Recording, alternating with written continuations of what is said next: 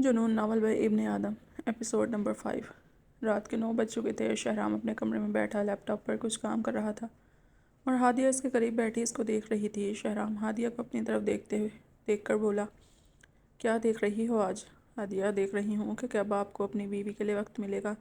شہرام لیپ top پر دیکھتے ہوئے، ہادیہ تمہیں پتہ تو ہے الیکشن آ رہے ہیں اس لیے کام زیادہ ہے۔ الیکشن الیکشن الیکشن اس کے علاوہ بھی کوئی بات کبھی کر لیا کریں۔ اچھا بتاؤ کیا بات کروں؟ شہرام ہادیہ کی طرف دیکھتے ہوئے بولا، کوئی بھی۔ مصروف ہوں یار۔ پھر میں کیا کروں؟ شہرام، سو جاؤ، سوچ لیں۔ سوچ لیا۔ ہادیہ غصے سے بیڈ پر لیٹ گئی اور منہ پر کمبل لے لیا۔ شہرام دوبارہ لیپ ٹاپ پر مصروف ہو گیا۔ کچھ دیر بعد ہادیہ پھر اٹھی اور بولی، میں نے نہیں سونا۔ شہرام خاموش۔ ہادیہ لیپ ٹاپ اٹھا کر سائڈ پر کرتی شہرام کی دونوں ٹانگوں پر شہرام کی طرف منہ کر کے بیٹھ گئی۔ اب یہ کیا بدتمیزی ہے ہادیہ؟ شہرام کی آنکھوں میں دیکھتے ہوئے بولی، وہی جو آپ کرتے ہیں۔ یہ کہہ کر ہادیہ شہرام کو دھکا دے کر لٹاتی خود اوپر لیٹ گئی۔ شہرام، خیر تو ہے؟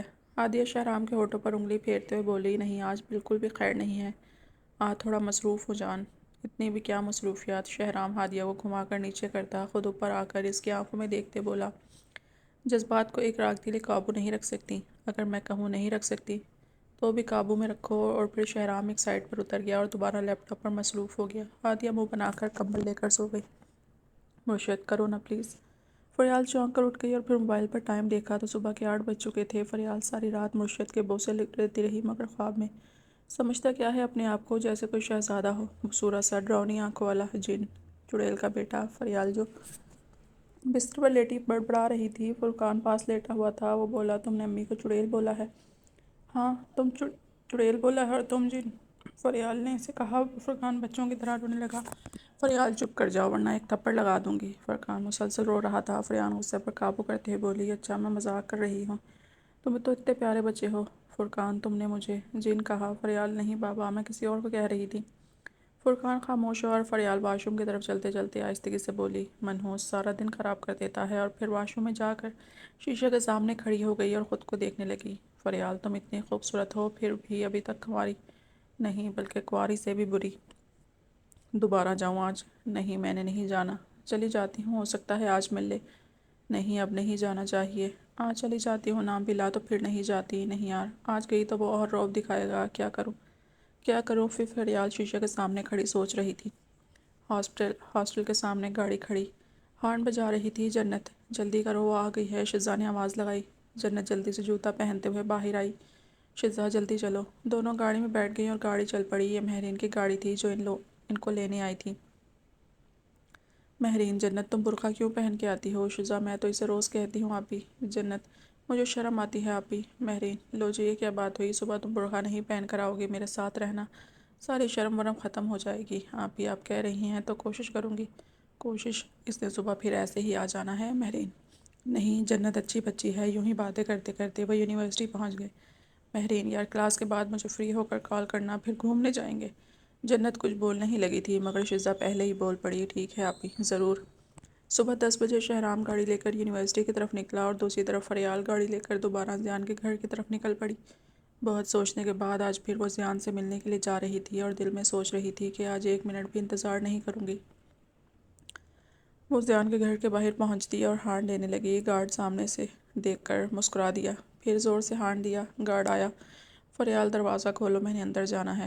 گارڈ، میں پوچھ کے آتا ہوں۔ فریال چلائی، میں نے کہا دروازہ کھولو تو کھولو۔ گارڈ، میڈم حوصلہ رکھیں، میں پوچھ کر آتا ہوں۔ فریال تھوڑا کنٹرول کرتے ہوئے، جلدی پوچھ کر آؤ۔ اور ہاں، میں انتظار نہیں کروں گی، کہہ دینا اس سے۔ گارڈ اندر چلا گیا اور تھوڑی دیر واپس آ کر کہا، میڈم صاحب سے کوئی ملنے آیا ہے، آپ 5 منٹ انتظار کریں۔ فریال، کیا مطلب 5 منٹ؟ گارڈ، میڈم صرف 5 منٹ، اور پھر واپس چلا گیا۔ شہرام یونیورسٹی پہنچ چکا تھا۔ جیسے ہی شہرام کی گاڑی یونیورسٹی میں داخل ہوئی، طلباء نے شہرام کی گاڑی کو روک لیا۔ چاروں طرف طلباء کا ہجوم جمع ہو گیا اور شہرام خانزادہ کے خلاف نعرے بازی شروع ہو گئی۔ یونیورسٹی شہرام خانزادہ مرد آباد، گو شہرام گو کے نعروں سے گونج اٹھی۔ سامنے ٹاپ فلور پر موجود طلباء لیڈر عرفان صدیقی کے دفتر میں جویریہ اور ارسلان یہ سارا منظر دیکھ رہے تھے۔ ارسلان نے شہریار کو فون لگایا اور کہا، جناب آپ کا کام ہو گیا، فکر نہ کریں، جو کام رہ گیا ہے وہ بھی کر دیں گے۔ عرفان، چلو اب مجھے جانے دو، میں اب شہرام کو ہجوم سے بچا کر لاتا ہوں۔ جویریہ، ارے 25 لاکھ دیا ہے تمہیں، خاموشی سے بیٹھے رہو یہاں، عرفان ہمیں بھی سیاست کرنے دو نہ تھوڑی۔ ارسلان اب تم شہرام کو ہمدردی دکھانا چاہتے ہو؟ عرفان سے کرسی سے اٹھا اور کھڑکی کے پاس آ کر بولا، شہرام سے ہمدردی نہیں بلکہ طلباء کو احساس کروانے جا رہا ہوں، اگر ان کو اس طرح ہی چھوڑ دیا تو ایک دن یہ میرے کنٹرول سے بھی نکل جائیں گے۔ ارسلان چالاکی مت کرو، ابھی ہمارا پروگرام پورا نہیں ہوا۔ عرفان کچھ عقل کرو تم لوگ، اگر یہاں کے حالات خراب ہوئے تو یونیورسٹی میں سیاست پر پابندی لگ جائے گی، یہاں ہو سکتا ہے الیکشن تک یونیورسٹی ہی بند ہو جائے اور اس کا نقصان آپ کی پارٹی کو ہوگا۔ جویریہ کچھ دیر رک جاؤ ذرا۔ عرفان تم لوگ پاگل ہو چکے ہو، میں جا رہا ہوں، جو کرنا ہے کر لو۔ عرفان آفس سے نکل کر شہرام کی گاڑی کی طرف جا رہا تھا۔ ارسلان جویریہ کو اشارہ کرتا ہے، جویریہ ایک کال ملاتی ہے۔ 2 منٹ بعد شہرام کی گاڑی پر پتھروں کی بارش شروع ہو گئی تھی۔ شہرام جلدی سے گاڑی پیچھے کرتا ہے اور ہجوم سے نکل کر یونیورسٹی کے گیٹ سے باہر چلا گیا تھا۔ اتنی دیر میں عرفان گاڑی کے پاس پہنچ گیا اور گاڑی کھول کر اندر بیٹھتے ہوئے بولا، شہرام صاحب آپ ٹھیک تو ہیں نا؟ شہرام ہاں ٹھیک ہوں، مگر آپ لوگوں نے ٹھیک نہیں کیا۔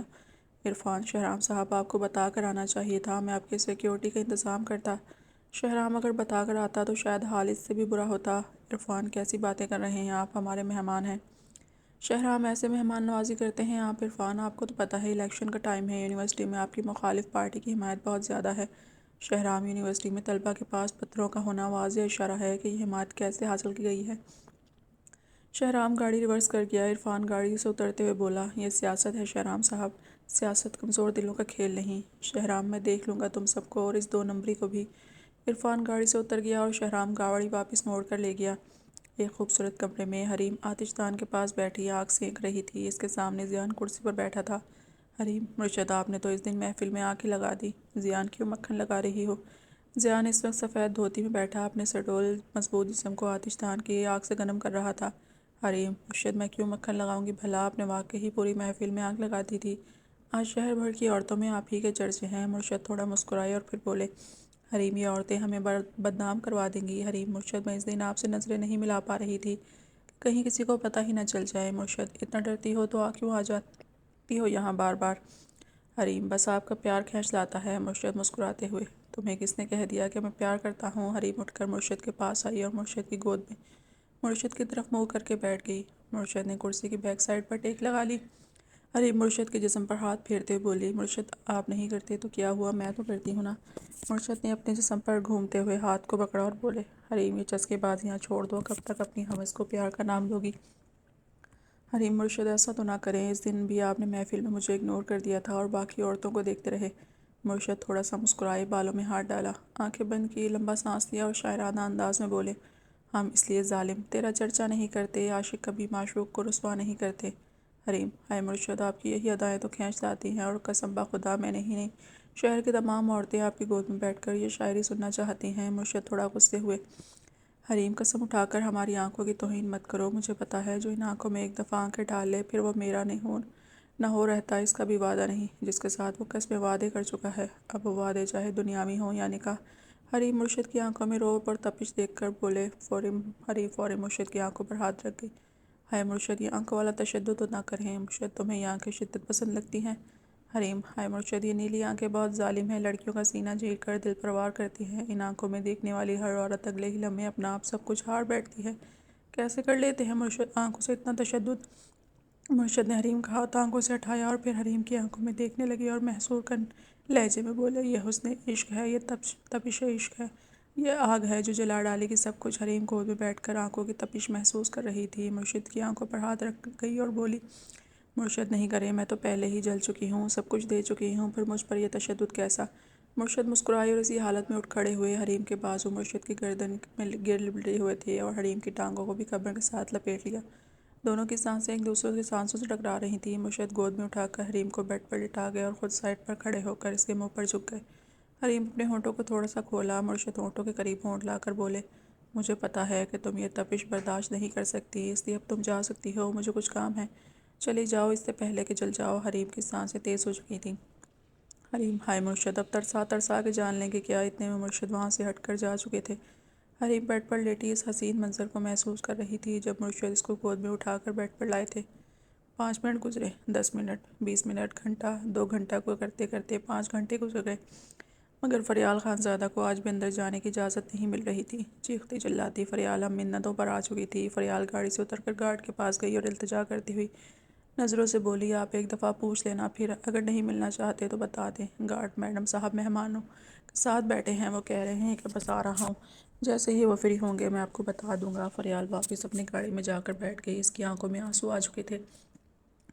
ذیان نہ تو رات کو سونے دے رہا تھا اور نہ دن کو مل رہا تھا، اوپر سے لاچار شوہر اور گھر میں ہی شہرام اور ہادیہ کا رومانس۔ بے بس ہو کر فریال پھوٹ پھوٹ کر رونے لگی۔ یوں ہی روتے روتے مزید 2 گھنٹے گزر گئے۔ سورج پھر غروب ہو رہا تھا۔ فریال خانزادہ آج پھر مسلسل 7 گھنٹوں سے ذیان کے دروازے پر کھڑی تھی۔ اچانک گھر کا گیٹ کھلا اور اندر سے ایک کار برآمد ہوئی۔ کار میں حریم تھی۔ دروازے پر ایک اور کار کھڑی دیکھ کر حریم کار کے پاس گاڑی روک کر بولی۔ فریال نے جلدی سے آنسو صاف کیے اور موبائل چلانے لگی تاکہ خود کو مصروف ظاہر کروا سکے۔ حریم نے کار کا شیشہ نیچے کیا۔ فریال خانزادہ، آپ یہاں سب خیریت ہے؟ فریال، ہاں، وہ میں ایک دوست کی طرف جا رہی تھی تو یہاں رک گئی، وہ پیچھے سے آ رہی ہے۔ حریم، مگر یہ سڑک تو بند ہے آگے سے۔ فریال چونک گئی اور بولا، کیا بند ہے؟ لگتا ہے میں غلط راستے آ گئی ہوں۔ حریم، پتہ نہیں عورتیں ہمیشہ اس غلط راستے پر ہی کیوں آتی ہیں۔ حریم صوبائی جملہ بول کر گاڑی چلا گئی۔ اس کے پیچھے پیچھے فریال نے بھی گاڑی موڑ لی اور دل میں حریم کو گالیاں دینے لگی کہ یہ منحوس اندر تھی۔ شہرام کمرے میں آیا اور ہادیہ کو کمرے میں نہ دیکھ کر کپڑے تبدیل کرنے لگا اور پھر بیڈ پر لیٹ گیا۔ ہادیہ واش روم میں نہا رہی تھی۔ اس کو شہرام کے آنے کا پتہ چل گیا تھا۔ وہ نہا کر اپنا جسم صاف کرتی اور جسم پر سفید تولیہ لپیٹ کر باہر آ گئی۔ شہرام ہادیہ کو دیکھ کر تھوڑا مسکرایا اور بولا، ہادیہ، بخار تو نہیں چڑھ رہا آج پھر؟ ہادیہ خاموشی سے شیشے کے سامنے کھڑی بال سنوار رہی تھی۔ شہرام، ہادیہ، ابھی تم کل والی بات پر غصہ ہو؟ ہادیہ پھر خاموش۔ شہرام بیڈ سے اٹھ کر ہادیہ کے پاس گیا اور پچھلی سائیڈ پر کھڑا ہو کر بولا، ہادیہ، اب مان بھی جاؤ نا۔ ہادیہ، جب میرے لیے ٹائم ہی نہیں تو کیا فائدہ؟ شہرام پیچھے سے ہادیہ کو لپٹ کر بولا، جب اتنا گورا بھرا ہوا جسم صرف تولیے میں لپیٹ کر لاؤ گی تو پھر ٹائم تو خود ہی نکلے گا نا۔ چھوڑیں مجھے، آپ کے پاس میرے لیے ٹائم نہیں ہوتا تو یہ جسم بھی میرا ہے، کسی اور لڑکی کا نہیں۔ شہرام ہادیہ گھما کر اپنی طرف کر گیا اور آنکھوں میں دیکھتے ہوئے بولا، میں تو چھوڑنا چاہتا ہوں مگر اس جسم نے مجھے پکڑا ہوا ہے۔ ہادیہ شہرام کو پیچھے کرتے ہوئے، چھوڑیں مجھے، میں ناراض ہوں۔ ٹھیک ہے بابا، رہو ناراض، تم ناراض رہو، میں تو ناراض نہیں ہوں نا۔ جب میں ناراض تو سب کچھ ناراض۔ چھوڑیں مجھے اور اپنے لیپ ٹاپ سے لپٹ جائیں۔ شہرام ہادیہ گردن پر ہاتھ پھیرتے ہوئے بولی، اف ہادیہ، آج تو نہیں چھوڑوں گا، چاہے مجھے ریپ ہی کرنا پڑے۔ ہادیہ، شہرام، تم میرا ریپ کرو گے؟ یہ کہہ کر ہادیہ شہرام کو غصے سے دیکھتے ہوئے بولی۔ شہرام تھوڑا پیچھے ہٹتا۔ ہادیہ اس کے ساتھ چلتی چلتی بیڈ کے قریب پہنچ گئی۔ شہرام ہادیہ کو گھما کر بیڈ پر لٹا گیا اور خود اوپر آ کر آنکھوں میں آنکھیں ڈال کر بولا، ہاں بیگم ہادیہ، تمہارا ریپ۔ ہادیہ اپنی باہوں کو گردن کے گرد لپیٹ گئی اور بولی، اتنی ہمت ہے مسٹر شہرام میں؟ شہرام ہنستے ہوئے، پھر تم کہتی ہو مجھے شرم آ رہی ہے، لائٹ بند کرو۔ ہادیہ، تم ریپ کرو نہ کرو، تمہیں کیا شرم سے؟ شہرام، بڑا شوق ہے ریپ کروانے کا۔ ہادیہ، جب شوہر کے پاس ٹائم ہی نہیں تو بیوی نے ریپ کروانے کا ہی سوچتا ہے۔ شہرام اپنے ہونٹ ہادیہ کے ہونٹوں کے قریب لایا۔ دونوں کی سانسیں ایک دوسرے کی سانسوں سے ملنے لگیں۔